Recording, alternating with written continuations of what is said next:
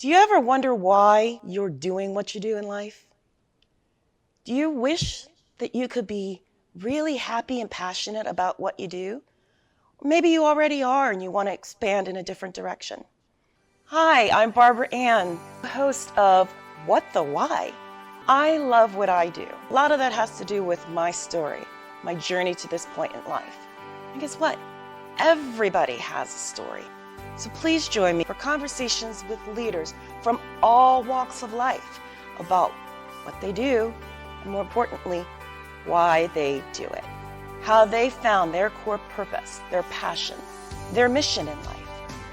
And if you're looking for your own, maybe you'll get some great suggestions on how you too can find your why. Hi, everyone, and welcome to another episode of What the Why. If you haven't seen us before, our show features conversations with diverse leaders from all walks of life about why they do what they do and how they figured it out. Maybe you're sick and tired of being sick and tired, or you feel stuck and you want to get unstuck, whether it's in your company, your career, your life. All of our guests have something in common with you. At some point in their lives, they felt like they needed to make a change and they decided to do it. And today's guest is no exception. Please join me in welcoming Guy Gane. Guy is a published author of 3 books. He's a speaker and he's a thought leader. He has a very interesting background. I won't share what he originally wanted to be because that's my first question, but I will share that he eventually became a stockbroker with multiple offices nationally, and he achieved tremendous success over his 34-year career.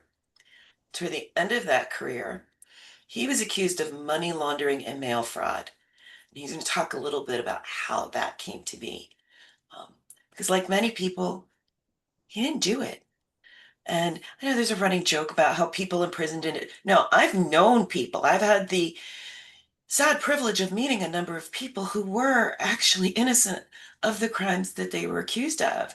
And Guy fought with the feds for years to prove his innocence, as well as passing multiple polygraph tests. Yet he was still handed a bone-crushing 13-year prison sentence. Well, suffice to say, he's not in anymore. And Guy's advocacy now is to encourage his audience to never give up, despite setbacks, difficulties, and obstacles. He's been a guest on a number of podcasts, as well as hosted his own radio show for 5 years, and he's appeared on local as well as national TV. His message firmly holds the listener's attention and demonstrates through his own life experiences that all things are possible when you believe you can achieve them. So please, without further ado, join me in a round of applause welcoming Guy Gane to What the Why. So yay! So welcome, welcome, welcome. Thank you, Barbara Ann. Thank you for having me. I really appreciate it. It's an honor. Now, as you know, all of our guests get the same first question, which is why I didn't give that hint away. What did you want to be when you were growing up? I wanted to be a lawyer. I wanted to be a criminal attorney, actually. I always thought that that was a career that was fascinating to me, and I thought I could be a good one. Yeah, I love to talk, so I think that lawyers, that's probably one of the first things that most lawyers need to do. But I always felt a calling toward, which is ironic the way things worked out, but toward the law. And it was then I thought, well, maybe someday, who knows? Maybe I'll go into politics. And I remember when I was 12 years old, and somebody had asked me. I was making my confirmation back then. Might have been 10 actually. I was 10, and I remember my confirmation sponsor asked me what I wanted to do or what I wanted to be when I grew up. And I said, well, I want to be president of the United States someday. So anyway, but the thing is that life has ways of readjusting our thinking and readjusting our paths. And we go with the flow, so to speak. So, but that's what I wanted to do to answer your question. I wanted to be an attorney. Okay. Now, how did you get from wanting to be an attorney to being here talking to me and doing what you do now? Yeah. Well, I started in the investment business when I was 20 years old. I was in the middle of college at the time, and that proverbial, I'll go back, I'm going to take 2 semesters off and I'll go back next year. My mom and dad were really beside themselves that I was going to just really take some time off from school because I was going to school to become an attorney. And I found the business just absolutely fascinating. And as the years went by, by the way, when I started in the investment business was in November of 1974. I hate to date myself like this, but in any event, when I started with the firm, the Dow Jones, which let me put things into perspective before I tell you what it was then. Right now, it's over 43,000, the Dow. When I started in November, I believe it was the 27th of November of 1974, it was 577, 577. So I'd seen a lot over the years. But, during the 80s, of course, is when the market really got very popular with Mr. and Mrs. Average American. Because up until that time, it was really what was considered the very rich, only the rich invested. But once mutual funds became more and more accessible and more popular, and especially with the growth of the retirement accounts, 401ks, 403bs, IRAs, more and more people became involved. And today, I think you'd be hard pressed to find someone, if they're still working, that don't have some sort of a plan like that. So, to answer your question, though, as the years went by and I became, more experienced, I decided to open up my own firm in the mid 90s. And I eventually opened up 5 offices, or I was about to open up my fifth one actually, along the East Coast. And we're doing very, very well, really, really well. Our clients were doing well because I morphed from just being a stockbroker who charged commissions to buy and sell to a registered investment advisor that I could still, buy and sell stock, although that wasn't what my focus was. My focus was is to help people manage their money. So becoming a registered investment advisor allowed me to manage people's money and charge them a fee. I charged 2% for anything under 500,000, and then that number just kept going down.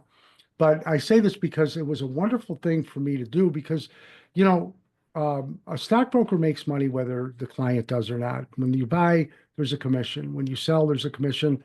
And as a registered investment advisor, I could never tell, or as a broker either, I could never tell a client, "Hey, I guarantee you, I'm going to make you money." You just can't do that.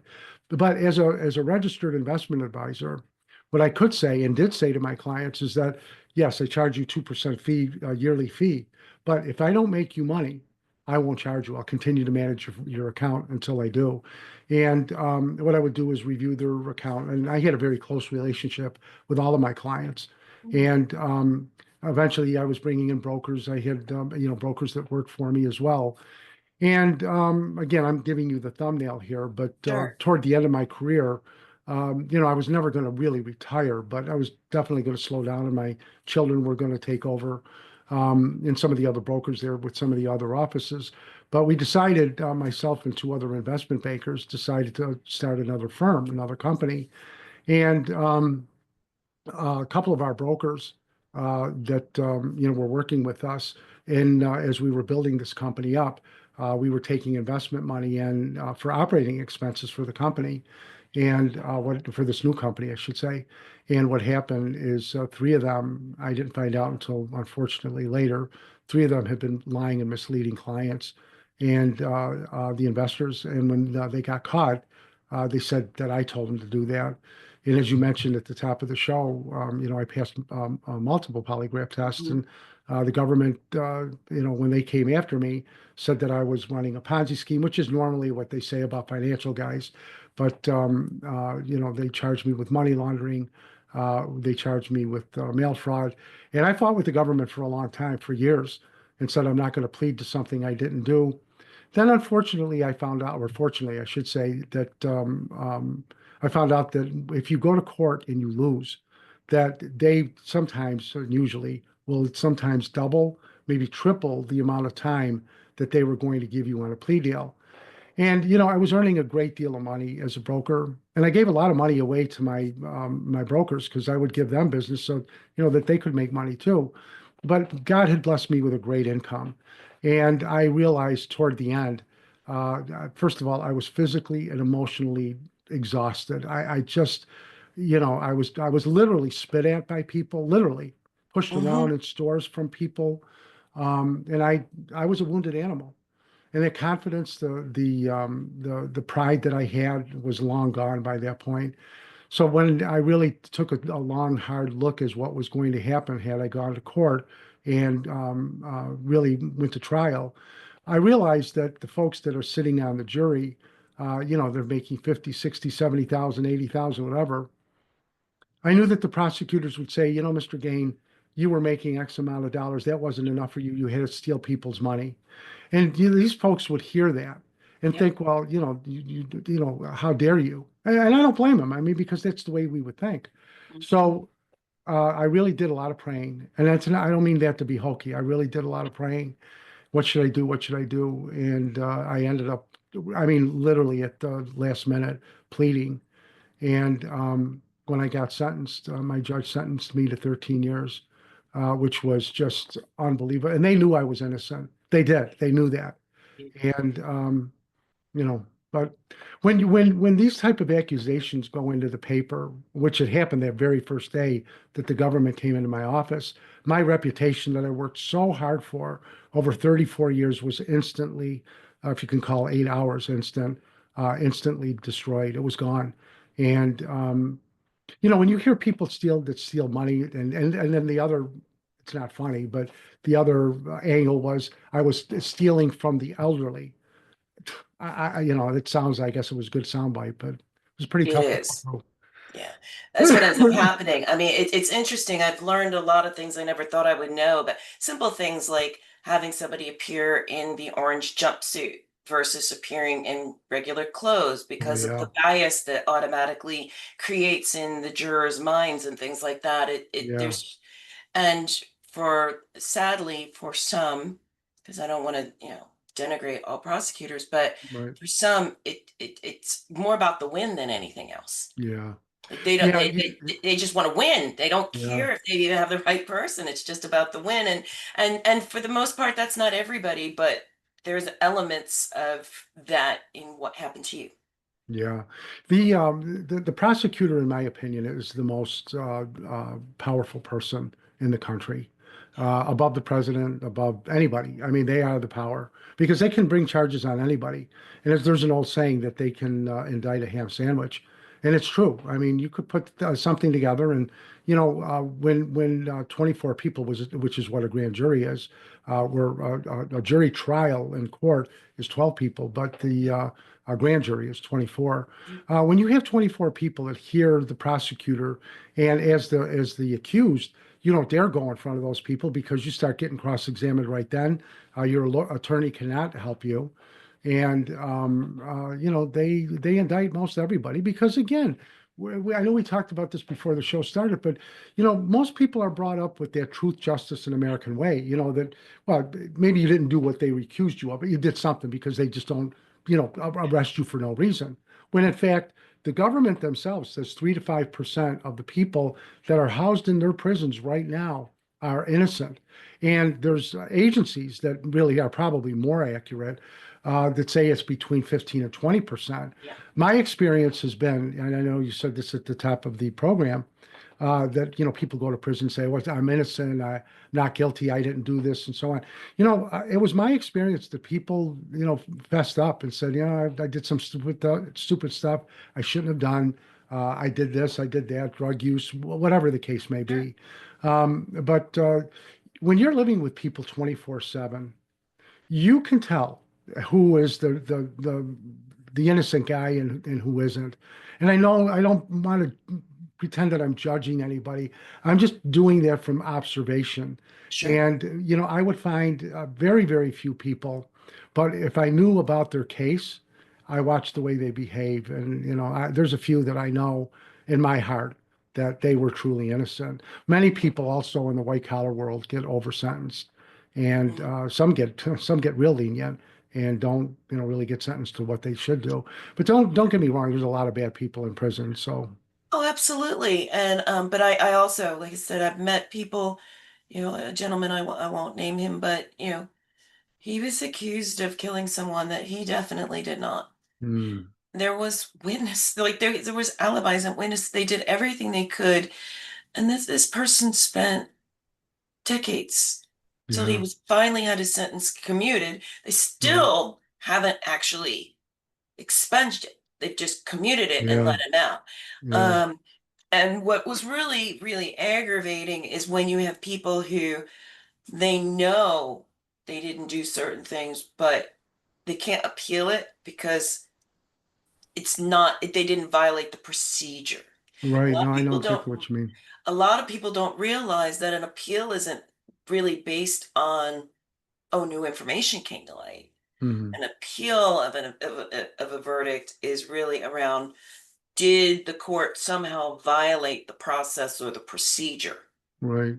Right. And so, shout out to groups like the Innocence Project and others that are doing great Absolutely. work. And thank you so much for telling your story because you have done what so many people could really learn from. And that is you took what could have been a devastating, for some people, life-ending, Hmm. you know, experience.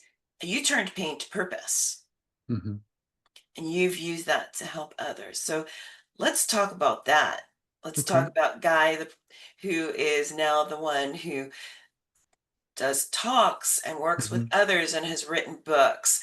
How Hmm. did you find the courage after everything that you'd been through to step Hmm. out and say, okay, I'm going to use my story, my experience? I'm like going back in my memory bank as to, where it all starts. But it was shortly after I had gone to prison, and I was devastated. I couldn't believe oh my God, you hear these stories about prison. And I remember that day that I walked in, that night that I walked onto the block, and I was like, oh my God. But the thing is that it took me a couple of months to really wrap my head around the way things were, and that I wasn't going to get out of prison anytime soon. And I thought, I think most people have probably seen that movie, The Shawshank Redemption. Yeah. And there's a part in there where Red, played by Morgan Freeman, says it's time to get busy living or get busy dying. And I Hmm. know that sounds like a cute little cliche from a movie, but you know what? I remembered it because I had seen Shawshank Redemption and said, "Oh my God, I hope I'll never go there." But anyway, but the thing is that I just decided that I was going to put this all to good use. So I started writing a book a few months after I got there, and it was funny because I still have it. Did everything in longhand, and I did not have that one published. Not because it wasn't good, it wasn't that good. But the thing was, it was really more of my story of what had happened with the case and so on. But when I looked back on it, after I did write some other books as the years went on, I realized that that was really kind of the beginning of, the opportunity to start putting things and feelings and such into words. A few years later, I wrote a few different books. And one of them is a book called Chrysalis, Awakening to God's Path, Protection, and Power in Your Life. And that particular one is, I don't want to say it's a religious book, but it leans back on scripture, and especially on the things that Christ himself had taught.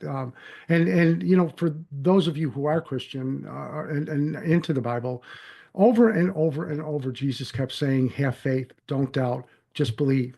And there's so many great stories in the Bible that Jesus talks about. One that I loved, I put a few in the book, but one that I love was the story about Jairus. What Jairus had come to Jesus and said, "My daughter is very, very sick. Could you come and help me and do something for her?" So Jesus follows him, and just before they get to this to Jairus's house, Jairus, by the way, was an official in the Jewish temple. So just before they get to the house, the people in the house and outside of the house say, "Don't bother the master because your daughter's dead." And as a father, that was very powerful to me because having children myself, I can only imagine what that feeling would have been like. And what does Jesus do? He turns to Jairus, who's devastated at that news, and says, "Don't doubt, just believe." Of course, Jesus goes upstairs. The little girl awakens, and yet it was over and over when Peter, got out of the boat and was walking on water, and when they seen Jesus in the storm, and Jesus reaches his hand into the water because Peter all of a sudden says, "Oh my God, look what's going on! I can't do this," and he goes into the Mm. water. Jesus says, "Why did you doubt?" So, the thing was is that was really where the book was based around, and I had an opportunity to really get closer to my faith. And I don't want to say faith meaning like a denomination. I'm Italian. I was brought up Catholic, but the thing is that I've always believed that there's a God that helps us when we need Him. And I know we don't have time to talk about this today, but in my book, I really delve into this, where when you pray, don't pray like, "Oh my God, please help me. I don't know what I'm going to do." That because you've already set your belief system up that you're going to fail. And Yeah. prayer, effective prayer, is thank you, Lord, for helping me in whatever it is that you're looking for. As they say, we can talk about that another time. But, I wrote a couple other books. Another one was Unchained and Unbroken, which was about my working out. I lost a ton of weight in prison and really got healthy. And I had to have some prison stories in there as well. Nothing graphic or horrible, but, kind of experiences. And then when I came home, everybody kept asking me that was still around, what do you think about the stock market? What do you think the market's going to do? So for a couple of years, I said, well, I've been out of it. I don't really know. And really didn't want to bother with it, but it was always in my blood. So a couple of years after I came home, I've been home now for 5 years, but a couple of years after I came home, I decided to start writing a month or weekly newsletter. Really gave an opportunity as to what the markets are doing, where people should have their money, and I really geared that newsletter toward people who have the 401k, like at Target or Walmart, because nobody ever pays attention to them. And I mean, if you're going to deal with a broker, most brokers aren't going to deal with somebody less than $100,000, and many of them much more. So that really was targeted toward those people. I also wrote a book called Managed Money, An Avenue to Wealth, which really encapsulated everything that I did and how anyone could, really manage their own accounts. And when I wrote that book, it's very, very easy English, if I could put that plug in. All three of my books are on Amazon. But Managed Money is really unique because it gives, kind of a history of the markets and how to manage your money and what the things are that you should look for and so on and so forth. So, and then just before I left, I decided, I wanted people to be prepared. I mean, white collar people especially, to be prepared to walk into prison because I wasn't. So what I did is I put together a course, and that was the hardest thing to do because just before I left, I had to drudge up all of the horrible, horrible memories that I had for those years prior. And I put together this course. And before I went to prison, I was preyed upon by a prison consultant. I have nothing good to say about them, to tell you the truth, because I know these people take advantage of people that are panicking. They take Yeah. advantage of wives, Mhm. especially trying to get their husbands out of prison. Oh, yeah. I mean, And so much so there's even a movie about it that oh making yeah, fun of the whole thing. I yeah, mean, it's yeah. terrible. So what happened with me, I had a friend of mine who had heard about a prison consultant, and I was grasping at straws at that point. It was just a few months away, and what am I going to do? I hope I don't have to go to prison. Well, anyway, I talked to this guy. He charged me $5,000, which we did not have. I mean, we were broke. All of my money had been frozen from the government. They would not even let me get my own lawyer. I had to get a court-appointed lawyer. They wouldn't. I mean, I'm telling again, I can go Yeah. on and on, but this guy he promised the sun and the moon. I can do this and I can do that, and I've worked with people and so on. Well, my family, my extended family, put money together and got $5,000 together. And back in those days, Barbara Ann, 5,000, and I'm not kidding, was like 5 million because we had to go to food pantries to eat. We had no money. We were Mm. broke. Now nobody felt bad for me because after all, I've stolen all these people's money, and I'm a ripoff artist and I'm a scam Yeah. artist and all of these other things. But anyway, this guy charged us 5,000, but I didn't hear from him for a few weeks. So I called him and I said, "Hey, when are we going to get going?" I was optimistic and hopeful. And he said, "What we're going to do," he said, "I want you to get the people that are going to send support letters. I'm going to coordinate that. And I'm going to send them to the judge." I said, "Well, I've already done that. Those letters are already in. What else are we going to do?" "Well, you know what? This is the federal government, and they're pretty tough, and we really don't have a lot of success. I said, wait a minute, you told me all of these things. Well, yeah, but it's the government, and I didn't realize how deep the case was. My wife, I was married at the time. My wife was Yeah. livid and said, "We want our money back." Yeah. Well, we don't give refunds. He stole $5,000 from us. So, Wow. you know, it was just to add it to another list Yeah. of misfortunes that we had. But again, when I was in prison and I was ready to leave, I decided to put a course together that people wouldn't have to go through that. We don't charge. The name of that company, if any of your viewers or Yeah, listeners, please do share that yeah, information. it's called Prisoncology, Prisoncology, prisoncology.com. We have a board of directors. We do prison mentorship, prison reform. I'm also a chaplain, New York State chaplain. But we don't charge. We help families. We just don't charge. We work with the Christian community nationwide, so we get paid in other ways. But people that are ready to go to prison generally don't have any money. And the Yeah. government has already made sure of that. And people are scared. They don't know what to do, especially if it's your first, what they call your first rodeo. You have no idea what you're going into. So this we try to alleviate. We have a 110-page ebook that we send to folks. We have one-on-one calls with them. I've talked to a number of wives who have been preyed upon, literally preyed upon, to get ripped off, that I've been able to help them and just tell them, look, you don't need to do it this way. This is what you should do. And ironically, Barbara Ann, these guys don't lie. I mean, they really don't. They say, we'll help you do this, this, this, and this. Well, they lead you to believe they're going to perform miracles. But when it comes to, push comes to shove, there's no miracles there. Yeah. So, we really try to separate the fog from the clear sky. And again, that's part of my calling too. So as believe it or not, as we start to wind down, um, again, I want to make sure everybody knows that the site that is prisoncology.com. So we Hmm. definitely want to Hmm. make sure that everybody knows that. Right. And of course, your information is also going to be shared along with this podcast episode on the platforms Okay. that we use, Hmm. including Spotify and YouTube and RSS feed and some others. So Hmm. um, as we wind down, what question do you wish I had asked that I didn't?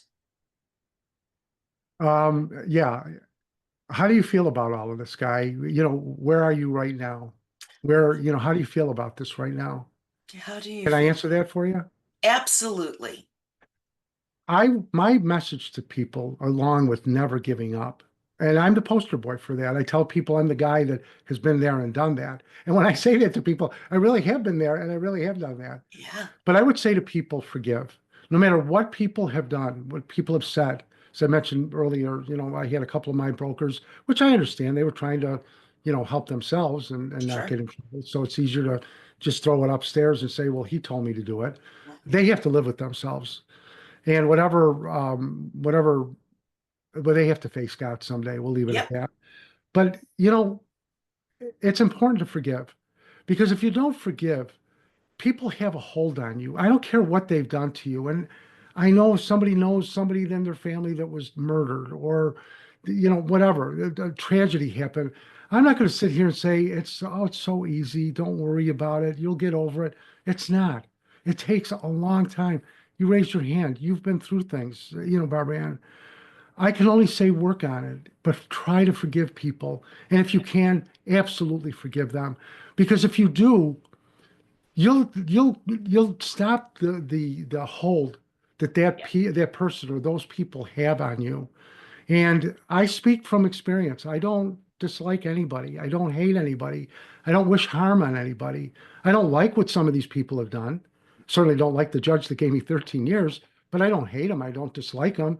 I forgave him because maybe what he had seen was, in his mind, justification to do what he did. But I'll end on this. There's a portion in the Bible, it's in Genesis actually, and if people know about the story of Joseph. And if you don't know about the story of Joseph, I would really encourage people to read it.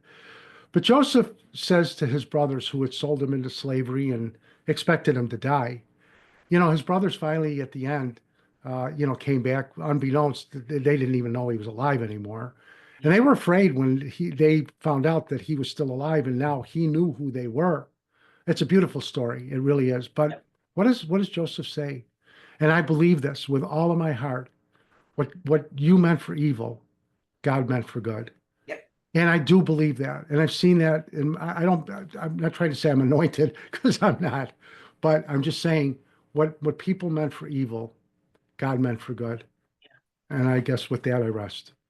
Awesome. And I that's a great place to, because whether you're a Christian or any other religion or even not a religion, you are a living example of what it means to either accept or convert the Hmm. circumstances that you've been dealt.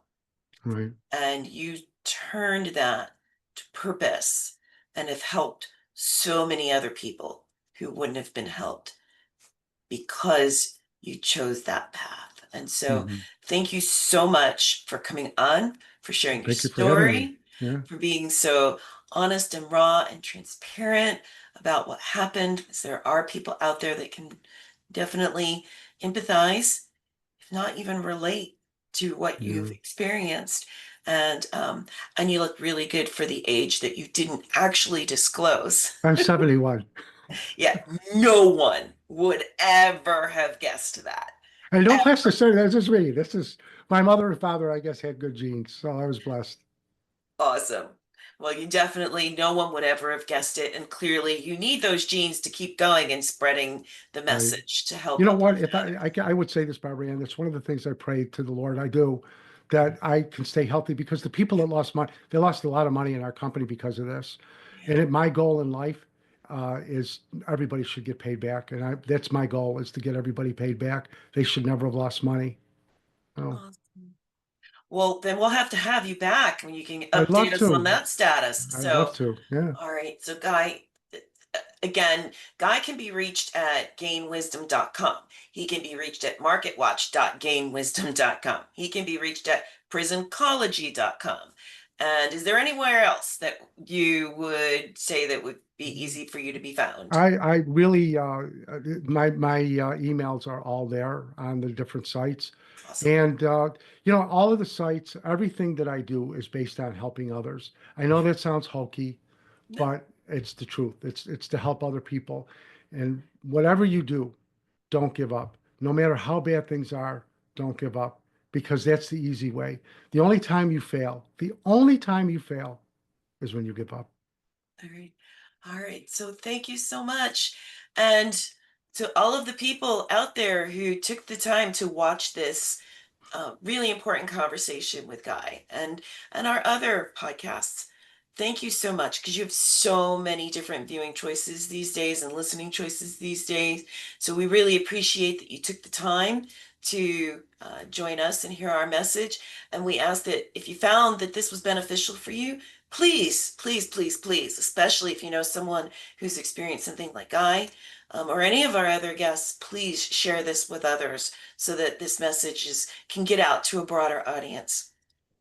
And also, please remember whether you personally are looking to make changes in your life, no matter how big or small, tune in again for more illuminating, courageous, and fascinating conversations with guests such as Guy, who overcame seemingly insurmountable obstacles to convert their pain to purpose and find their why and to live it.